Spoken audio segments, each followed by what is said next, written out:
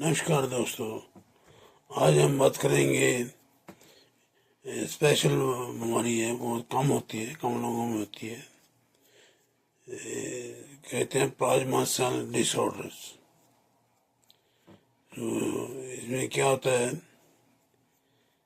वो plasma cell बनाते हैं इम्यूनोग्लोबुलिन, जो एंटीबॉडीज हैं, जो इन्फेक्शन के साथ कोई फॉरेन बैक्टीरिया बॉडी में एंटर कर जाता है, वो उसको ख़त्म करने में सहायता करते हैं। वो इम्यूनोग्लोबुलिन बनाते हैं। तो इम्यूनोग्लोबुलिन एंटीबॉडी होती है जो कोई फॉरेन बॉडी बैक्टीरिया या वायरस एंटर करता है बॉडी में, उससे फाइट करती है। उसके दो हिस्से होते हैं, एक हैवी चेन, एक लाइट चेन। तो हैवी चेन की वजह से जो लाइट चेन की रेशियो है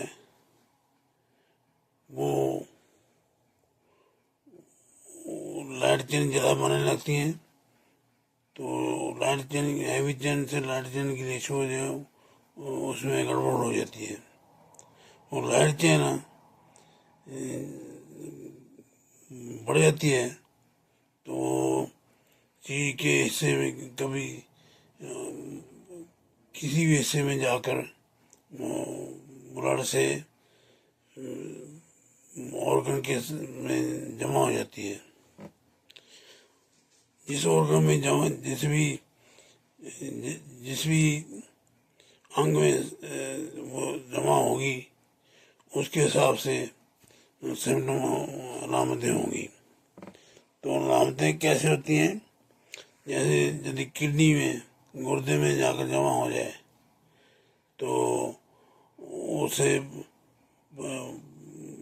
वो पेशाब में प्रोटीन आने लगती है और ब्लड में कम हो जाती है। तो इसे अल्ट्रासाउंड करेंगे तो गुर्दे का साइज बढ़ जाता है। तो 24 आवर यूरिन टेस्ट करेंगे तो उसमें काफ़ी मात्रा में प्रोटीन पाई जाएगी। वो डिपेंड करता है। लाइट चेन भी दो तरह की होती है, एक लैम्डा और कापा। तो लैम्डा का साइज बड़ा होता है, वो किडनी में ग्लोमेरुलस मिशाड़ने से में अड़ जाता है, वो ज़्यादा नुकसान नहीं करता। तो कापा का साइज छोटा होता है तो उससे किडनी फेलियर हो सकता है। तो वो पता चल जाएगा टेस्ट करने से कौन सा है। तो आपने क्रेटिनिन चेक करनी है तो 24 आवर यूरिन चेक करना है, जहाँ random urine creatinine, serum protein और क्रेटिनिन की रेशियो चेक कर लेनी है। सीरम क्रेटिनिन, यूरिन क्रेटिनिन की रेशियो बढ़ जाएगी। तो ऐसे ही जब आंतों में जाकर जमा होती है तो प्रोटीन, तो उससे गैस्ट्रो आंतों में ब्लड आ जाता है, वो खाने में दिक्कत आएगी, तो जल्दी पेट भर जाएगा, तो पेट का बाहर आ जाता है, हवा भर जाती है, तो खाना पूरा हजम नहीं होता, क्योंकि छोटी आंत में वो प्रोटीन जमा हो जाती है। उससे जो भी फैट है वो ब्लड में नहीं जाएगा तो हमारा बाहर आएगा, उससे ग्रीसी फूड हो लगेगा, जैसे ग्रीस आ रही है। तो उससे ना विटामिन, आयरन वगैरह की कमी हो जाती है, तो कमी हो जाएगी खून में, एनीमिया हो जाएगा। तो ल्यूमन वगैरह भी नहीं जाएगा खून में तो उससे एल्ब्यूमिन घट जाएगी, तो गैस्ट्रिक एम्पटिंग टाइम डिले हो जाएगा, तो बैक्टीरिया की ग्रोथ छोटी आंत में बढ़ जाएगी। ऐसे लीवर में जाकर प्रोटीन जमा होगी तो उससे लीवर में दिक्कत आ जाएगी, बाहर कम हो जाएगा, अपना पेट में दर्द रहने लग जाएगी, तो क्रॉनिक लिवर डिसऑर्डर या पोर्टल हाइपरटेंशन, ब्लड प्रेशर बढ़ जाएगा। तो जैसे बाइल एसिड पैदा होंगे वो अच्छी तरह से नहीं जाएंगे, जिगर का और स्प्लीन का साइज बढ़ जाएगा। ऐसे ही न्यूरोलॉजिकल सिस्टम हो जाते हैं, नाड़ियों में ये जमा हो जाएगी प्रोटीन, जिससे वो अच्छी तरह से काम नहीं करेंगी, तो उससे नमनेस वगैरह आ जाएगी लातों में, पाँव में, और ऑटोनोमिक नर्वस सिस्टम है उससे ब्लड प्रेशर कम हो जाएगा, तो डायरिया वगैरह हो सकता है। तो उसमें कार्पल टनल सिंड्रोम या इसमें किसी भी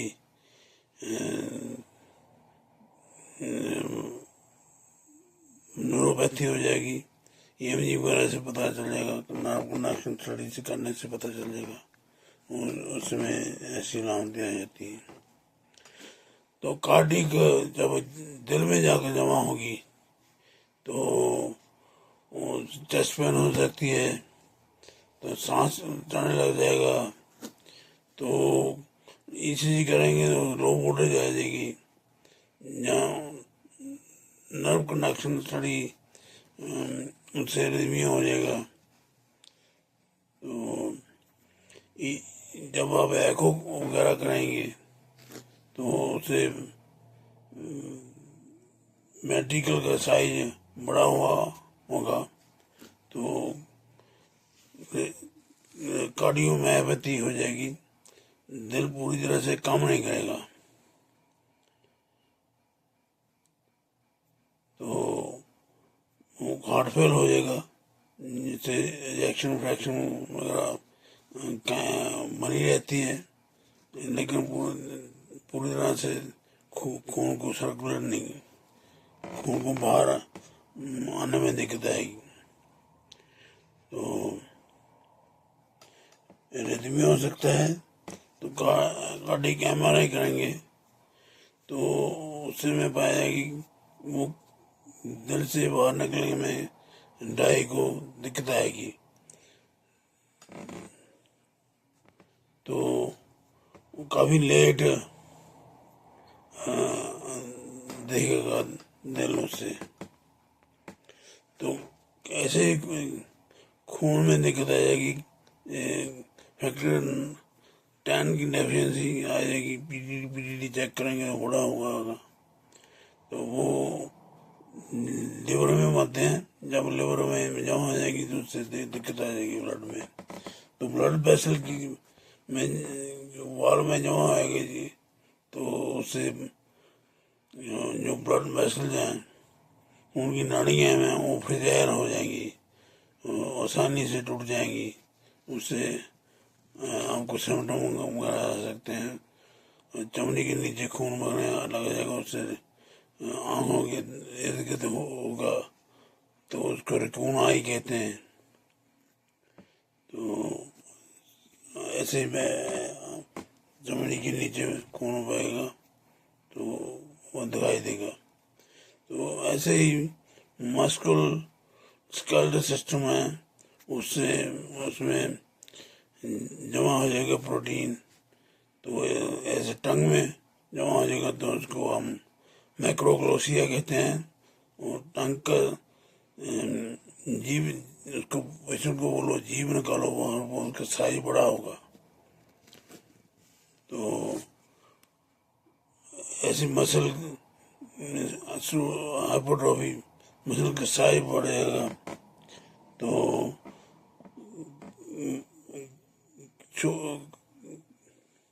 शोल्डर में स्वेलिंग आ जाती है, उसको हम पैड बोलते हैं, शोल्डर पैड, आर्थराइटिस। तो शोल्डर में बहुत सी प्रोटीन जमा हो जाती है, उस पैड सा बन जाता है, जैसे फुटबॉल के प्लेयरों के में होता है।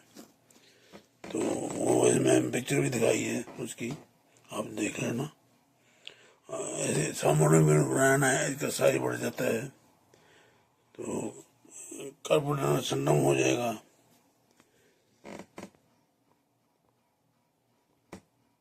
तो ये सारी हैं अलामतें।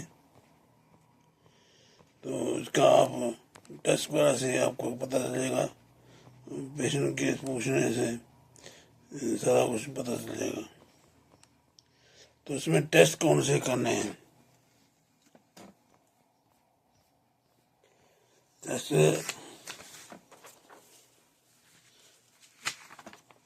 SPF, serum protein electrophoresis, UPF, urine protein electrophoresis, serum urine immunofixation, immunophoresis करनी है। ये सीरम की भी यूरिन की भी इम्यूनोफिक्सेशन, उसको इम्यूनोफोरेसिस बोलते हैं।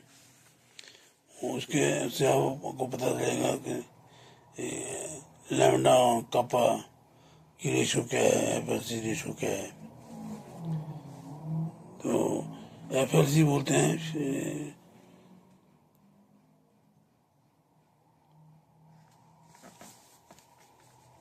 Light chain, free light chain ratio. तो वो यदि कम यदि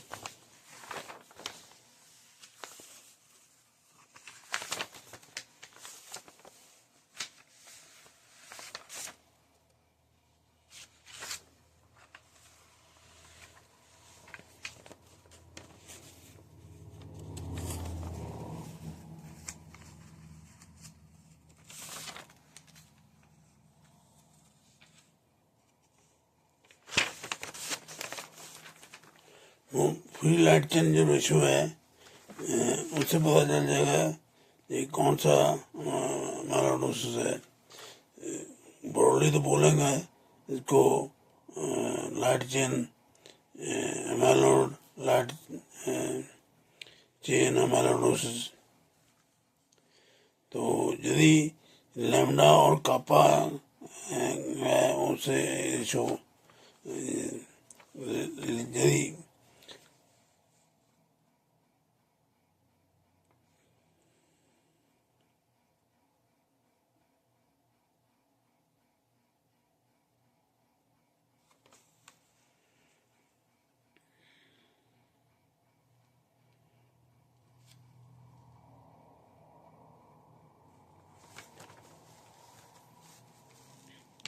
यदि कपा ज़्यादा है, उससे रेशो बढ़ जाएगी।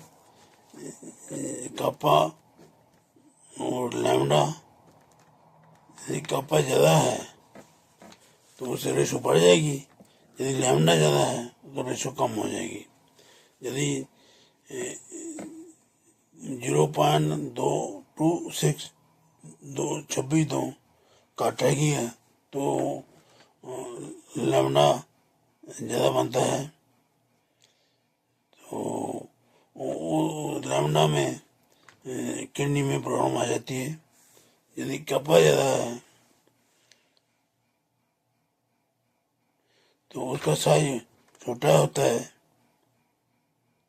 तो वो ग्लोमेरुलस किडनी में से पास कर जाता है, उसके उससे दिक्कत आ जाती है, तो उसमें रेशो बड़ी ज़्यादा होगी।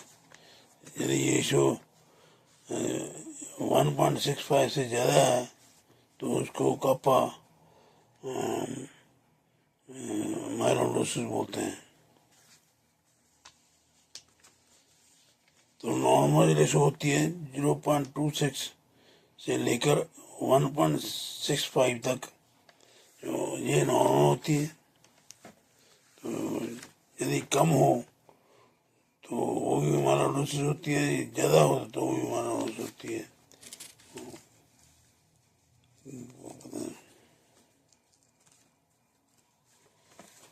तो सिम्टम बता दिए आपको। तो टेस्ट वगैरह कराने हैं।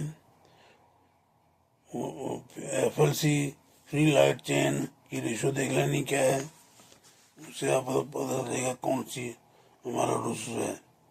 तो बोन मैरो बायोप्सी करनी है, उसमें प्लाज्मा सेल का पता चलेगा को मल्टीपल मायलोमा तो नहीं है। तो इमेजिंग करनी है, MRI वगैरह, कार्डियक MRI करनी है, उससे दिल में कितनी नोज है वो पता चलेगा।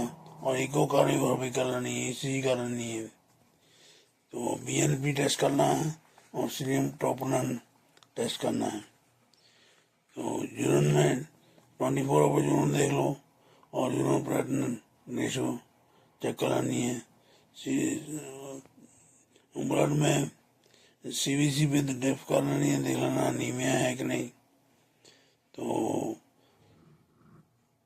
इसमें क्योंकि बोन में प्रोटीन में जमा हो जाएगी, उससे अनीमिया भी हो सकता है, वाइट ब्लड सेल्स भी, WBC भी कम होंगे, प्लेटलेट भी कम हो सकते हैं, जो पता कर चलेगा। CMP करनी है, तो CT एब्डोमेन करनी है, जो अल्ट्रासाउंड करनी है, उससे पता चलेगा गुर्दे का साइज क्या है, लिवर को स्क्रीन पर तो नहीं बधी हुई, तीनों बढ़ सकते हैं। तो PTPTD टेस्ट कर लेना है, इफेक्टिव टर्न टेस्ट कर लेना है। तो यदि अकेली चमड़ी की बीमारियां हैं, उसमें चमड़ी में जमा होता है प्रोटीन, तो अकेली चमड़ी की बीमारी है तो उसमें कोई दवाई नहीं खानी है, उसमें प्रोग्नोसिस बढ़िया होता है। तो यदि कोई हार्ट की इन्वॉल्वमेंट नहीं है, गुर्दे की इन्वॉल्वमेंट नहीं है, तो उन पर असर नहीं हुआ, कभी अकेली चमड़ी में ही है, तो उसको आपने फॉलो कर लेना है। तो हर थोड़ी देर बाद एको करिए नहीं है, तो यूरिन प्रोटीन चेक करिए नहीं है। तो जब उनकी नॉर्मल हो जाए तो तब दवाई शुरू करनी है। तो सबसे पहले देखना है कि पेशेंट बोन मैरो ट्रांसप्लांट के लिए कैंडिडेट है कि नहीं। तो यदि आपको टेस्ट करने के बाद मुझे पता चल जाता है कि एडवांस्ड कार्डियक डिजीज है, तो एको करने से इंजेक्शन वेक्शन का पता चलेगा। एडवांस ना हो, तो यदि चलने में दिक्कत आती है, सांस बहुत चढ़ता है, तो एडवांस होगा। तो और किडनी के टेस्ट कराने से पता चलेगा कि नोमोडिक रेंज 4 ग्राम से ज़्यादा प्रोटीन तो निकलने नहीं, तो स्टेज 4 किडनी डिजीज होगी। तो और यदि फ्यूजन भी साथ में होता है, फेफड़ों में इर्द गिर्द पानी भर जाता है। जो 3 कंडीशनें हैं उनमें से एक भी हो तो उनके लिए फिट नहीं होते। तो यदि फोन मैनो के फिट नहीं होता है, उसका इलाज आपने जैसे मल्टीपल मायलोमा का इलाज करना है, वही दवाइयाँ देनी है माइलोडोसिस के लिए। तो कंफर्म कैसे करना है बीमारी है, तो वो यदि फैट बायोप्सी करनी है, वो इजीली एक्सेसिबल है। एब्डोमिनल चमड़ी के नीचे फैट लेकर उसको टेस्ट करना है, स्लाइड बनाकर। वो कॉन्ग्रुएंट स्कैन होती है, उसमें उसे सेंड करने से वो हरा हरा सा दिखने लग जाएगा जो हमारा प्रोटीन है। तो वाइट प्रोटीन ग्रीन चमक जाता है, तो उससे पता चलेगा ये हमारा से। तो कन्फर्म उसे करना है। यदि गुर्दे में वापसी करानी है, नोट रंगने प्रोटीन के लिए है, तो वापसी करानी है, तो वैसे करने की जरूरत नहीं होती। तो इलाज कैसे करते हैं? तो BLD बोलते हैं, BLD बी से मतलब है बोटेजोम है, तो ब्रूजू ब्रूजू BRUZEZU और बेलकेन VELC इंजेक्शन होते हैं। ऐसा कुटेज भी दे सकते हैं और IV भी दे सकते हैं। धुनी के इर्द गिर्द देना है स्लो। तो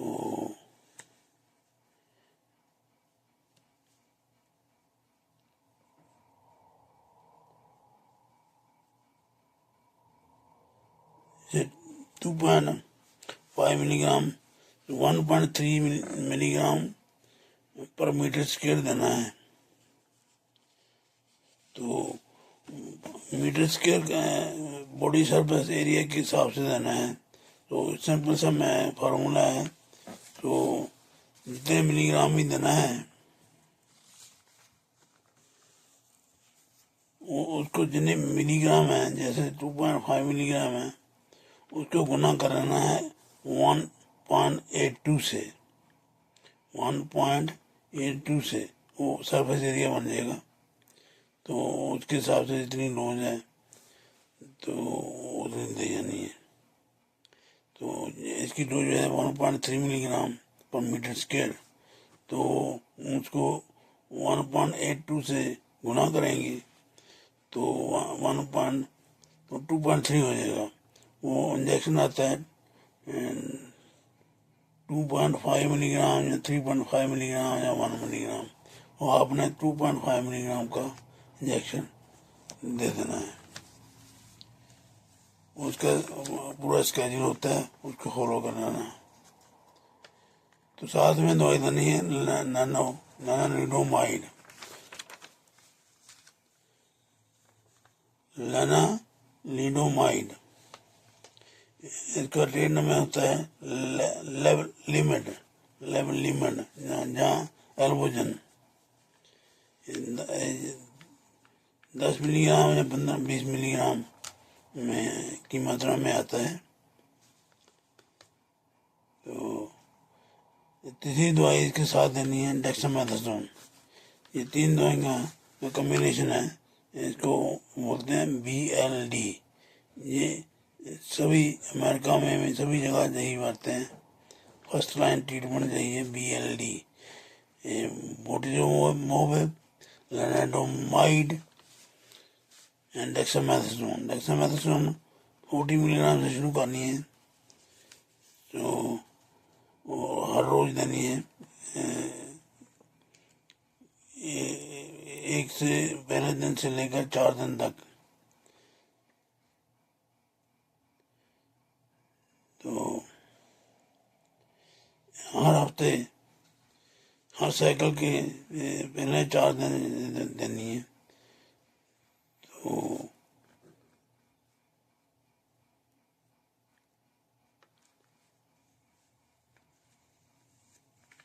का स्केड्यूल होता है, वो फॉलो कर लेना है।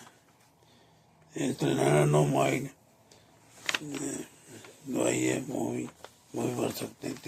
तीनों दवाइयों का कॉम्बिनेशन है। यदि देने से आपने फॉलो करना है FLC रेशो का और यूरिन क्रिएटिनिन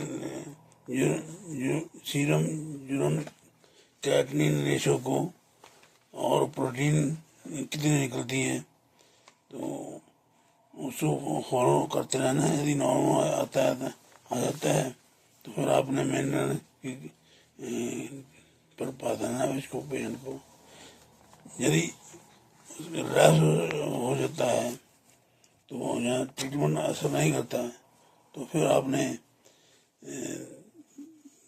और दवाई है डेराटूमूव को बोलते हैं डार्जेलेक्स। ये 5 मिलीग्राम 5 ml की वायर आती है, उसमें 100 मिलीग्राम होता है। तो आपने 60 मिलीग्राम पर किलोग्राम देनी है इंजेक्शन, तो IV। तो वो 900 मिलीग्राम 1000 मिलीग्राम के दरमियान डोज बन जाती है। वो 5 वाले आपने नॉर्मल सिलेंडर में वो 500 या 1000। यदि आपका हार्ट कंडीशन इतनी ज़्यादा खराब नहीं है तो आपने 100 ml लेना है, नहीं तो 500 ml नॉर्मल सिलेंडर में इसको डाल देना है। तो स्केड्यूल होता है, उसको फॉलो करना है।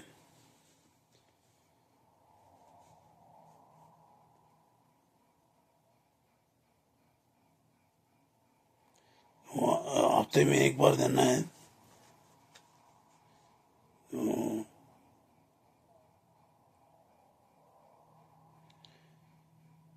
ये डोज देनी है। उसके बाद 2 हफ्ते बाद 1 डोज देनी है, 8 डोज देनी है। उसके बाद फिर हर महीने देनी है। तो देते रहना है। तो यदि जब तक रिलैक्स ना हो जाए, रिलैप्स बीमारी फिर जाती है, एफएससी रेशो एबनॉर्मल हो जाती है या यूरोक्रेटिन रेशो बढ़ जाती है, तो आपने फिर और सी दवाई हैं और कई कम्बिनेशन वगैरह वो एक्सपेरिमेंटल हैं, तो वो दवाइयाँ बचनी है। जैसे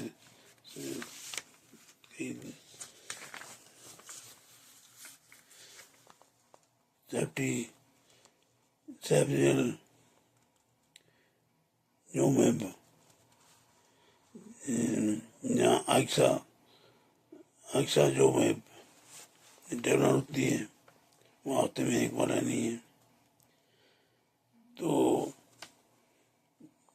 और भी है, तो कम्बिनेशन आते हैं, एक्सपेरिमेंट में देख लेना है, वो डॉक्टर देख लेगा लेटेस्ट कौन सा है कम्बिनेशन।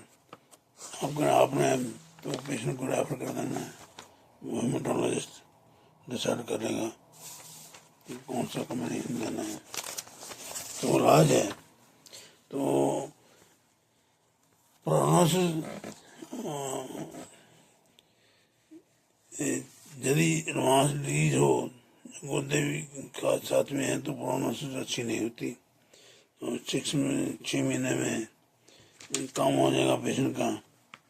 और यदि अच्छे तरह से ट्रीटमेंट होगी तो आदमी ज़्यादा देर भी 8 साल तक ज़्यादा भी 8 साल से ज़्यादा भी जी सकता है। तो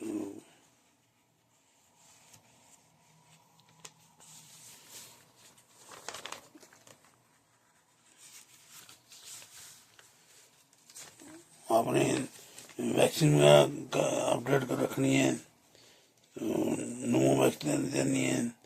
तो हर साल कोविड या इन्फ्लुएंजा की वैक्सीन लेनी है। तो एक पेशेंट को एंसाइक्लोपीडिया भी देनी पड़ती है अभी जस्ट रोकने के लिए। तो इसमें यदि बोन की डेवलपमेंट होती है वो ऐसे बोन फ्रैक्चर वगैरह हो सकती है। तो रोजिनोनाइड या जिन्होंने रोकी एसड या पोमीग्रेनेट इंजेक्शन हर महीने देते रहना है।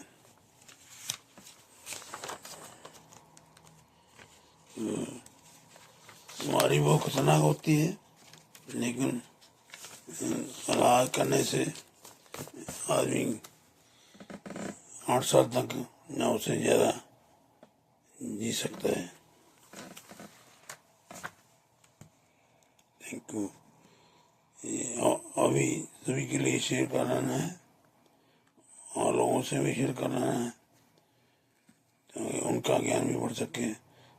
खासकर मैंने अपने दोस्त के लिए ये बनाई है, तो बहुत कम होती है लेकिन होती है। यदि आपको ज्ञान होगा तो आप पहचान लेंगे। यदि जितनी जल्दी ज़्यादा डायग्नोसिस होगा तो उतनी जल्दी इलाज होगा, तो आदमी ज़्यादा जी सकता है। तो पहली यदि आपने अपने गांव में क्या देखना है, खून आए ना हो, आंखों के इर्द गिर्द खून का खड़ा हो जाना, तो उसको बोलते हैं खून आइस। तो वो ना हो, जीभ को बाहर निकाल कर देखें ऐसे, वो सर का साई ना बड़ा हो, तो वो यदि हार्मोन के कम बनते हैं तो उससे भी बढ़ जाती है जीभ की साइज। तो हमारा रोज से भी साइज बढ़ जाएगा, प्रोटीन जमा आ जाएंगी तो साइज बढ़ जाएगा। तो सभी चीज़ का साइज बढ़ जाता है, दिल का भी साइज बढ़ जाता है, तो गुर्दों का साइज भी बढ़ता है, स्प्लीन का साइज भी बढ़ जाता है, लिवर का साइज भी बढ़ जाता है, टंग का साइज भी बढ़ जाता है। तो आपने देखना है खून आई तो नहीं है, तो जीभ तो बड़ी नहीं और साइज तो बड़ा नहीं है, तो उससे शक पड़ जाएगी आपको। दूसरा पूछना है सांस तो नहीं चढ़ती, तो उनमें में दिक्कत नहीं आती, तो पेट का साइज तो बड़ा नहीं हुआ, तो पेट में पानी तो नहीं भरा हुआ, तो उसे शक पड़ जाएगी, तब आप और टेस्ट कर लें। तो टेस्ट कौन से हैं? SPF, UPF, serum protein, electrophoresis. तो फैट बायोप्सी करानी है उसको, इतनी से चेक पड़ जाता है तो उसको रेफर कर देंगे, तो रेमटोलॉजिस्ट को रेफर कर दें, तो वो अपने जो बाकी की टेस्ट हैं वो कर लेगा, तो उसका इलाज भी कर लेगा। तो आपकी इतनी ड्यूटी है, 2-3 चीज़ें का ख्याल रखना है, और क्यों ना देखें टंग का साइज बड़ा हुआ देखें तो आपने रेफर कर देना है उसी दिन। तो यदि सांस वगैरह पेट वगैरह बड़ा हुआ, 3-4 चीज़ें देखनी है, तो यदि उससे पता चल जाएगा को खतरनाक बीमारी है तो आपने रेफर कर देना है। सभी को शेयर करना है तो आगे भी सभी का ज्ञान बढ़ सके। जय भीम, जय गुरुदेव, सत श्री अकाल, राधा स्वामी, सलाम।